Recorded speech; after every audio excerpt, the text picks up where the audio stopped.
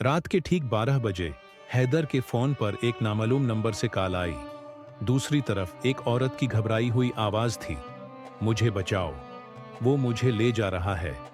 लेकिन जब हैदर ने नंबर चेक किया तो वो किसी ऐसी औरत का था जो 10 साल पहले मर चुकी थी।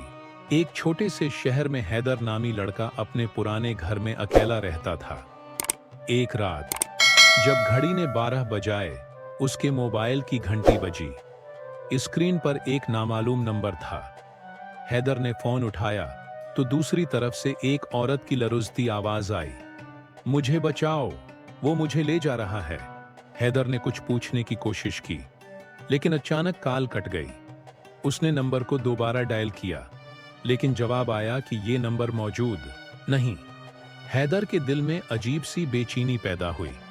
उसने नंबर ट्रेस करने की कोशिश की तो पता चला कि ये 10 साल पहले मर चुकी एक औरत समीना का था, जो इसी घर में रहती थी। हैदर के हाथ कांपने लगे। अगली रात ठीक 12 बजे वही नंबर से दोबारा कॉल आई। इस बार आवाज ठंडी और धीमी थी। अब मैं तुम्हें लेने आ रही हूं। हैदर ने फोन हाथ से गिरा दिया और स्क्रीन पर नजर डाली। स्क्रीन पर इसके पीछे एक औरत का अक्स नजर आया, जिसके बाल चेहरे पर बखरे थे और आंखें सफेद थीं। हैदर चीखा और मड़कर देखा, लेकिन वहां कोई न था। कमरे में एक अजीब सी सर्दी छा गई और इसे लगा कि कोई उसे घूर रहा है।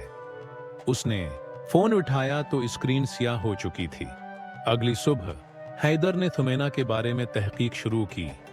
उसे पता चला कि थमेना इस घर की मालिक थी और 10 साल पहले उसे एक नामालूम शख्स ने अगवा करके कत्ल कर दिया था। उसकी लाश कभी न मिली और लोगों का कहना था कि उसकी रूह अब भी घर में भटकती है।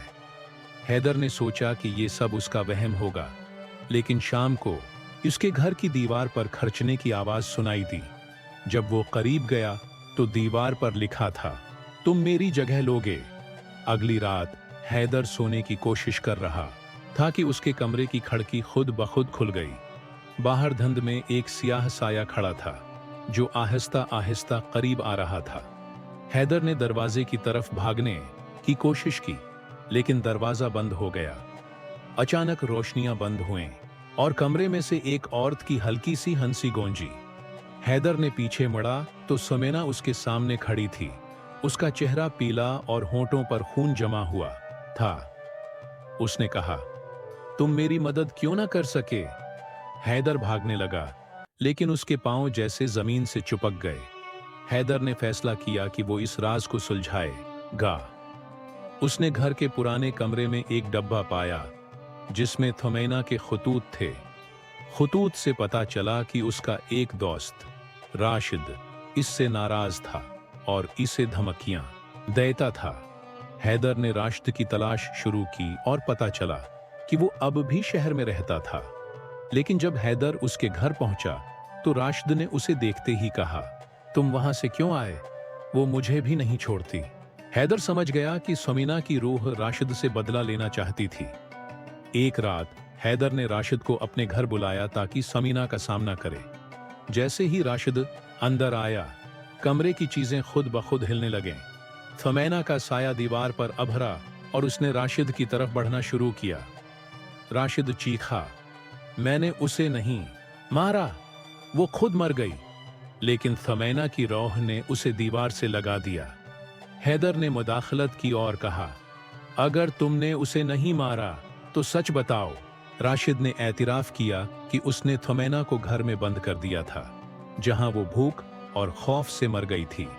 हैदर ने पुलिस को इतला दी और राशिद को गिरफ्तार कर लिया गया।